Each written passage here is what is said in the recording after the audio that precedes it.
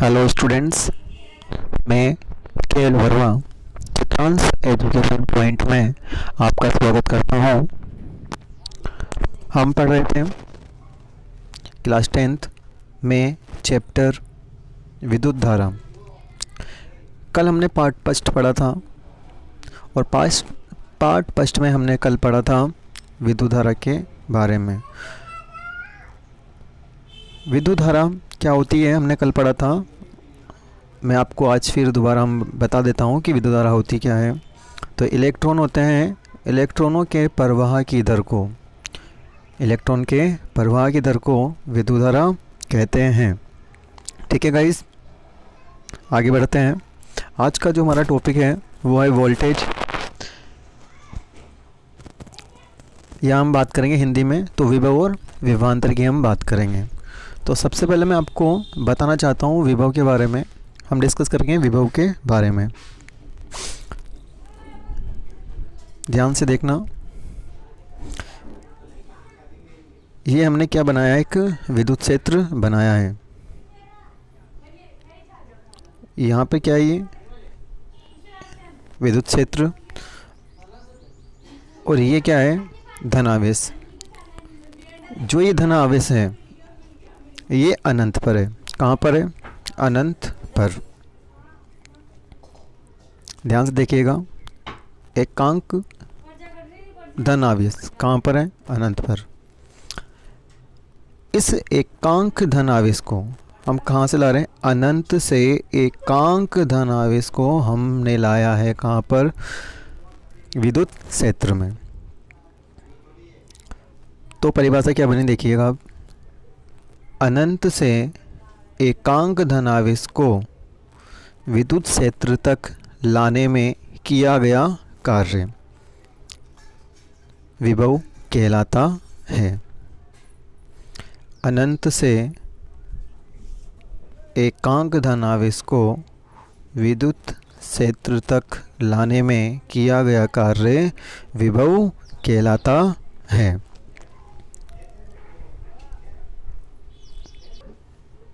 उम्मीद है आपको समझ में आ गया होगा।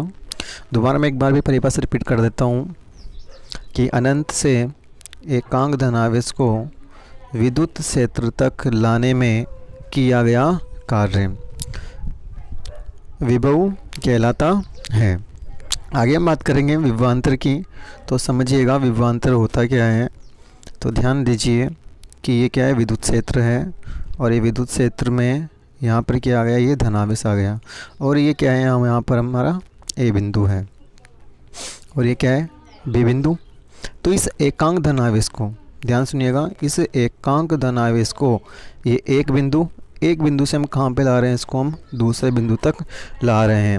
अर्थात एकांक धनावेश को एक बिंदु से दूसरे बिंदु तक लाने में जो कार्य किया जाता है उसे हम क्या बोलते हैं, विभवांतर कहते हैं। अर्थात हमारी परिभाषा क्या बनी, एकांक धनावेश को एक बिंदु से दूसरे बिंदु तक लाने में किया गया कार्य विभवांतर कहलाता है। ठीक है, वहीं हम बात करते हैं। देखो कुछ भी नहीं है इसमें, केवल इतनी सी बात है। हम समझेंगे विभव और विभवांतर की अगर हम बात करेंगे तो दोनों में बिल्कुल भी कन्फ्यूजन नहीं होना है। केवल और केवल इतनी ही सी बात करते हैं, हम अनंत की बात करते हैं। एक तो हमारे पास में क्या है, यहाँ पर तो गौर करिएगा, यहाँ पर हमारे पास अनंत है और एक जगह हमारे पास अनंत नहीं है। जब हम बात करेंगे धनावेश की बात करेंगे, धनावेश को हम कहाँ पर लेकर आ रहे हैं, अनंत से यहाँ पर लेकर आ रहे हैं इस विद्युत क्षेत्र में। अनंत से धनावेश को विद्युत क्षेत्र में जो लाएंगे, लाने के लिए क्या करना पड़ता है, हमें कार्य करना पड़ता है। तो जो कार्य होता है यही हम क्या कहलाता है, विभव कहलाता है। ठीक है, और वजह भी एकांक धनावेश कहाँ पर आ गया, विद्युत क्षेत्र में आ गया। जब एकांक धनावेश विद्युत क्षेत्र में आया है, जैसे हमने माना कि ये हमारे पास ए बिंदु, ये हमारे पास में क्या है, बी बिंदु। तो इस धनावेश को ए बिंदु से कहाँ पे ला रहे हैं, हम बी बिंदु तक ला रहे हैं। तो जो ये कार्य होगा, ये कार्य तो क्या करेंगे हम, किसी भी चीज़ को एक बिंदु से अगर हम दूसरे बिंदु तक लेके आएंगे तो हमें उसको हम कार्य बोलते हैं। तो जो कार्य होगा, और ये कार्य कहाँ पर होगा, विद्युत क्षेत्र में होगा। तो इसको हमने क्या बोला, विभवांतर बोला, अर्थात विभवांतर को हम दर्शाते हैं वी से। तो वी ऐसे हम कहाँ पर आए, बी तक आए, तो ये क्या कहलाता है, हमारा विभवांतर कहलाता है। अब बात करेंगे हम फॉर्मूले बेसिस पे बात करेंगे हम फॉर्मूले की। फॉर्मूला देखो आया कैसे है, समझिएगा आप। मैंने अभी आपको बताया है कि ये विद्युत क्षेत्र था हमारे पास में, ये तो ए बिंदु और ये बी बिंदु। विभवांतर को हम वी के द्वारा दर्शाते हैं, या विभव को हम वी के द्वारा, कैपिटल वी के द्वारा दर्शाते हैं। तो जो बिंदु ए है, तो बिंदु ए पे जो विभव जो उत्पन्न होगा उसको हम क्या बोलेंगे, वी ए, और बी बिंदु वाले को क्या बोलेंगे, हम वी बी कहेंगे। तो इन दोनों का अंतर समझिएगा। एक छोटा सा मैं आपको एग्जाम्पल समझाता हूँ। तो उस एग्जाम्पल के अनुसार हम समझते हैं कि यहाँ पर तो कितना है 3 और यहाँ पर कितना है 2। तो मैं बोलूँगा 3 और 2 के बीच का अंतर क्या है। तो हम क्या करेंगे, 3 - 2 = 1 आएगा या नहीं आएगा, आया। मतलब 3 में से हमने क्या करा, 2 को घटा दिया, 3 - 2। तो यहाँ पर हमारे पास क्या है, मान है नहीं, तो हमारे पास क्या है, अगर मैं v याद करना चाहता हूँ तो क्या होगा, v - v2 या va - vb। ठीक है, आया समझ में।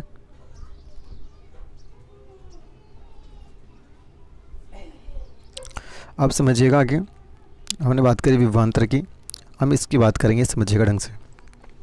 हमने बोला कि ये v है - vb।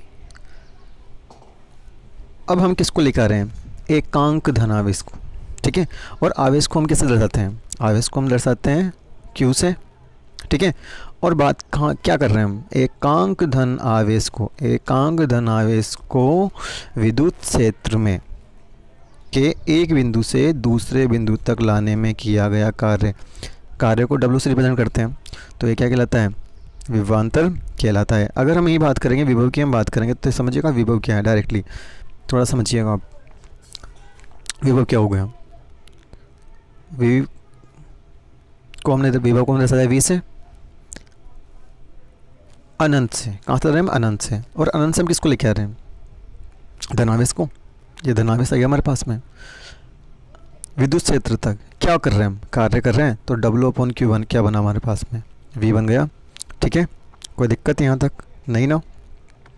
अब समझिएगा अब कि हम जब भी क्या करते हैं, हम कोई अनंत पे हम कोई कार्य करते हैं, ये अनंत पर। ठीक है, तो अनंत पे जो कार्य किया जाता है ना, अनंत पे किए गए कार्य का जो मान होता है वो क्या होता है, हमेशा 0 होता है। कितना होता है, 0 होता है। तो V1 = क्या है हमारे पास में, W/Q आया है। अब समझिएगा, हम बात करते हैं किसकी बात कर रहे हैं, हम विभव या विभवांतर की मात्रा की बात करेंगे। तो सुनिएगा ढंग से, देखो हमने बोला ये तो विभव, W क्या बोला हमने, कार्य। ठीक है, और किसकी बात करी थी हमने, आवेश की बात करी थी। ये हमारे पास में आवेश। ठीक है, ये आ गया हमारे पास में। अब समझिएगा आप, कार्य का जो मात्रक होता है, आपने पढ़ा होगा लास्ट ईयर, आपने क्लास 9th क्लास में पढ़ा भी होगा, जो कार्य का जो मात्रक होता है। ध्यान से सुनिएगा, कार्य का मात्रक क्या होता है, बच्चा जानता है इस बात को। कार्य का मात्रक जूल, क्या होता है, कार्य का मात्रक जूल होता है। और आवेश, कल मैंने आपको बताया आवेश का मात्रक क्या होता है, कूलाम। क्या होता है आवेश का मात्रक, कूलाम होता है। तो बताइए आप कि विभव बराबर क्या हुआ, जब कार्य का हमने क्या रखा, मात्रक जूल रखा, कूलाम का मात्रक हमने क्या रखा, सॉरी आवेश का मात्रक हमने क्या रखा, कूलाम रखा। तो जूल बटा जो कूलाम होता है ना, क्या किसकी बात करें हम, जूल बटे कूलाम। तो जूल बटा जो कूलाम होता है ना, ये क्या होता है, वोल्ट। क्या होता है बच्चों, ये वोल्ट होता है।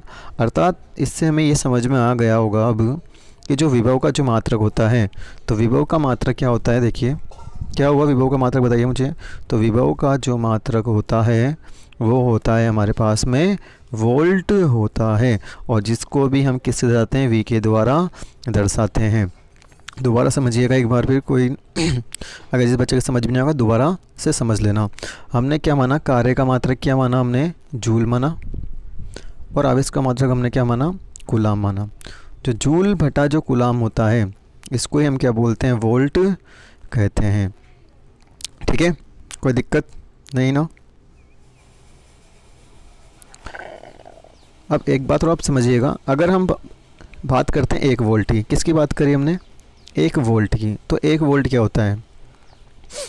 1 वोल्ट क्या होता है? तो एक आवेश को विद्युत क्षेत्र तक लाने में कितना कार्य करेंगे हम? 1 जूल कार्य करेंगे। तो यही क्या कहलाएगा? हमारा 1 वोल्ट कहलाएगा। अब बात करते हैं हम विभवांतर को परिपथ में, विद्युत परिपथ में समांतर क्रम में संयोजित किया जाता है। किस में संयोजित करते हैं हम उसको? समांतर क्रम में। ध्यान दिएगा, समांतर क्रम क्या होता है? पहले तो ये वोल्ट मीटर समझो आप। वोल्ट मीटर किस में जोड़ते हैं हम? ये वोल्ट मीटर होता है क्या? सबसे पहले बात तो हम ये करेंगे। वोल्ट मीटर, ध्यान दिएगा, कल हमने बात की थी धारा को हमने किसके द्वारा मापा? एमीटर के द्वारा। किसके द्वारा मापा हमने? एमीटर के द्वारा।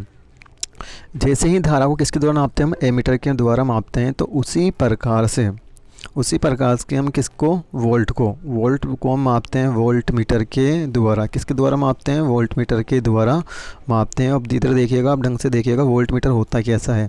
कुछ भी नहीं करना है, इतना समझना है आपको कि जब हमने कल क्या करा, ए मीटर को हमने क्या करा, ऐसे बनाया, ये प्लस आवेश, ये नेगेटिव चार्ज, ठीक है। तो यहाँ पर क्या है? वी, ये प्लस और ये माइनस, ये क्या होता है? वोल्ट मीटर होता है। और वोल्ट मीटर को विद्युत परिपथ में समांतर क्रम में संयोजित किया जाता है। किस में जोड़ते हैं हम इसको? समांतर क्रम में। ये तो वी, इसको किस में जोड़ेंगे? इसे समांतर क्रम में जोड़ा जाएगा। ये होता है हमारा समांतर क्रम, ठीक है। आगे बात समझ में, ये क्या होगा? हमारा समांतर क्रम संयोजन होगा।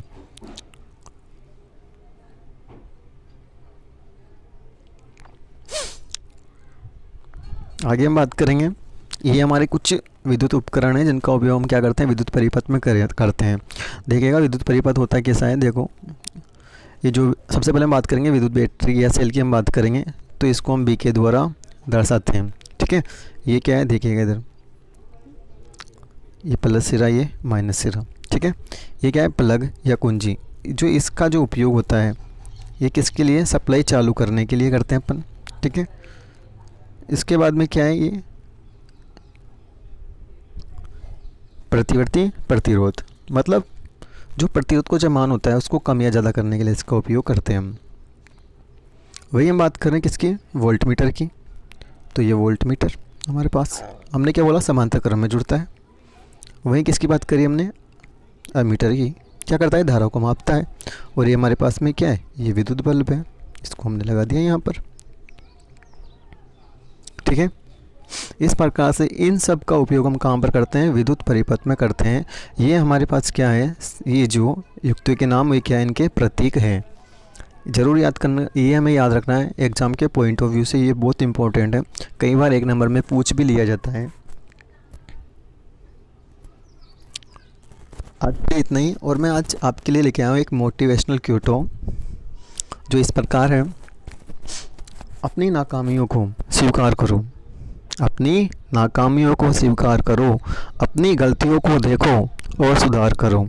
ज़िंदगी में कुछ किए बिना ही जय जयकार नहीं होती, ज़िंदगी में कुछ किए बिना ही जय जयकार नहीं होती, और कोशिश करने वाले की कभी हार नहीं होती। ठीक है स्टूडेंट्स, अब हम कल पढ़ेंगे। आज के लिए इतना ही। Wish you all the best, bye bye and take care.